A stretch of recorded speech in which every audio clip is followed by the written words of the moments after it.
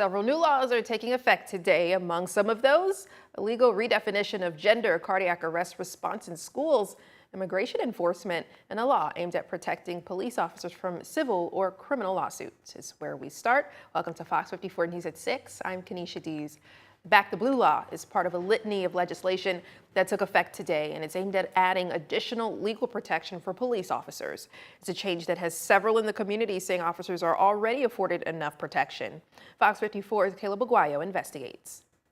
The Back the Blue law goes into effect today, and I looked into what it'll mean for Alabamians who have to interact with the police. This law gives police expanded legal immunity from criminal and civil lawsuits. The law also defines their scope of duty, saying the protection applies if an officer's actions are in line with department policy and the law. It requires agencies to track use of force complaints, and it only applies to future incidents. Hartselle Police Chief Alan McDearman said it'll help local officers to do their job without the fear of getting sued. He said in a statement to Fox 54, it will strengthen the ability of law enforcement officers to be able to enforce the law without fear of retribution when they are acting under the scope of the law. McDearman added, it will also hold accountable those officers that are acting outside the scope of the law and police department policies. But local attorney Andrew Siegel tells Fox 54 that accountability needs to be more readily accessible outside of the police department. With this new bill, it shifts the burden. So once the officer says or is able to show, hey, I was acting within my discretionary authority, then the person trying to sue the police has to show, oh, well, they were acting in some reckless or unconstitutional way. But a lot of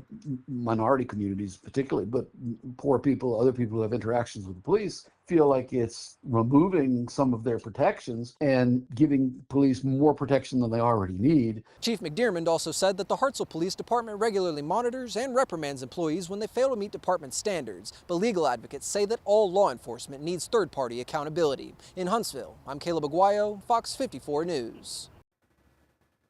A new law Fox 54 has been tracking in the state legislature that it aims to protect mom and pop pharmacies is finally on the books. The Community Pharmacy Act says that pharmacy benefit managers, or PBMs, can no longer pay independent pharmacies less than what it costs to dispense a drug.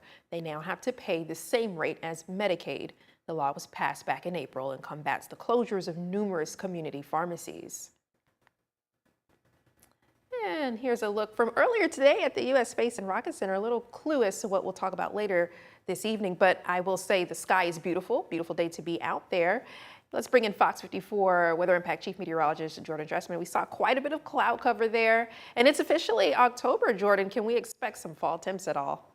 I won't necessarily say it's going to feel like fall across the Tennessee Valley, maybe at night, but temperatures are actually going to begin to drop off a little bit over the next couple of days. We're not going to be talking about the mid and upper 80s anymore, at least. We were really close to 90 this afternoon. I think the Huntsville International Airport saw 88 today. A live look out over the Parkway this evening. Traffic seems to be moving smoothly, albeit somewhat slow, but it's 6 o'clock. I don't know what else we would expect. A little bit of cloud cover there off to the north, but otherwise we're talking about a really nice clear sky, a clear sky that the vast majority of us have gotten to enjoy through the entirety of the afternoon. 85 degrees right now, Pulaski and Fayetteville up in southern Middle Tennessee, Fort Payne sitting at 82, Coleman sitting at 83. Russellville, good evening. You currently find yourself sitting at 80 degrees. We'll gradually see temperatures drop off over the next couple of hours. A beautiful evening if you'd like to spend a little bit of time outside. 80 at 7, 75 by 8, 73 at 9, 72 by the time we get to 10 p.m. Like I said, we're going to begin to talk about some cooler air across the area as we head into Thursday and Friday. We'll discuss this in just a couple of minutes. Authorities say they're searching for a man who escaped from his job site in Huntsville while serving time behind bars. Philip Deason, pictured here, last seen around 6 p.m. last night. He's described as a 5 foot 9 inches tall, white male weighing 180 pounds with red auburn hair and blue eyes. When he escaped, he was wearing blue jeans, a ball cap, and a blue and white shirt, authorities say. Deason has been incarcerated since 1999 for theft of property.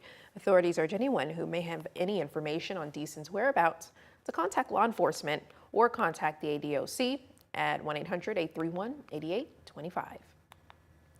A Huntsville woman facing an attempted murder charge after police say she opened fire on another car along University Drive. Officers say they got a 911 call last Thursday from a woman reporting that another driver was chasing her and shooting as she drove. Investigators say the victim's car was hit twice, but thankfully no one was hurt. Police later identified 23-year-old Alyssa Messineo as the suspect. A few days after shooting, Messineo was pulled over for illegal window tint. Officers say they smelled marijuana searched the car and found 3 bags of the drug inside. Eseneo was arrested and charged with aggravated assault, attempted murder, and marijuana possession. She's now booked at the Madison County Jail. A Decatur man behind bars after a late-night traffic stop in Priceville, authorities say. Police say their K-9 unit pulled over a car on the 500 block of Highway 67 and identified the driver as 43-year-old Michael Chambers, pictured here. Authorities say Chambers had several outstanding warrants, and a search of the car turned up meth, Suboxone, and other drugs. Chambers is charged with unlawful possession of a controlled substance and illegal possession of prescription medication. He's held at the Morgan County Jail on a $1,600 bond with a hold for the warrants.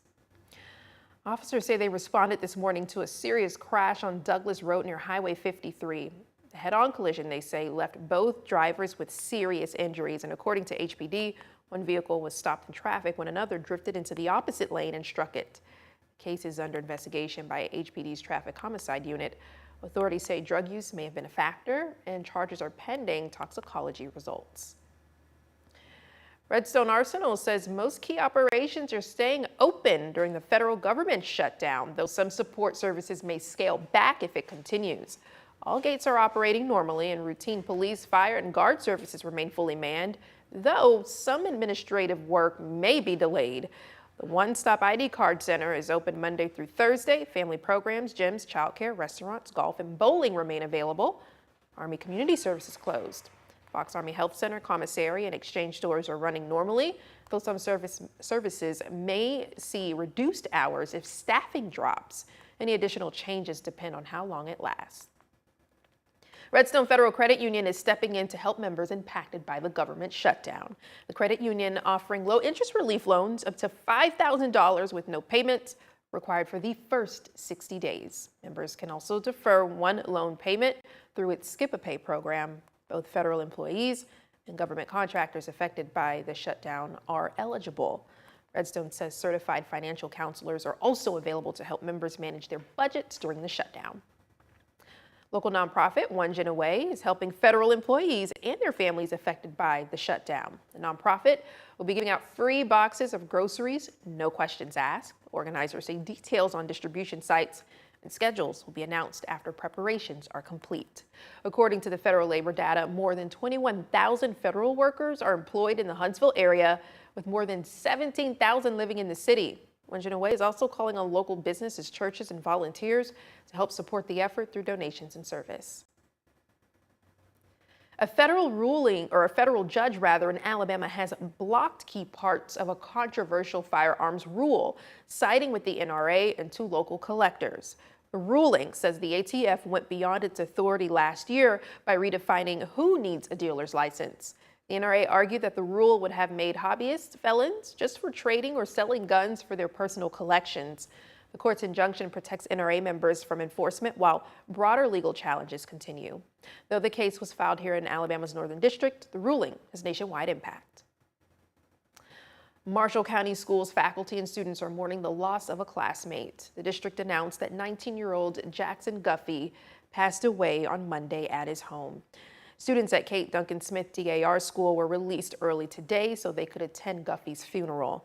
Officials have not shared details on the cause of his death.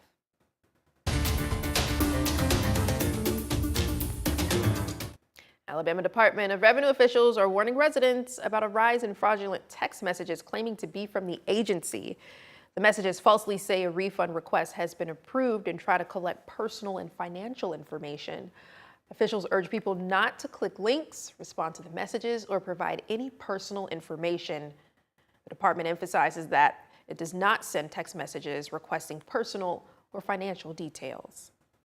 You ask a child to do something and it just doesn't get done. Maybe they go to their room to clean up.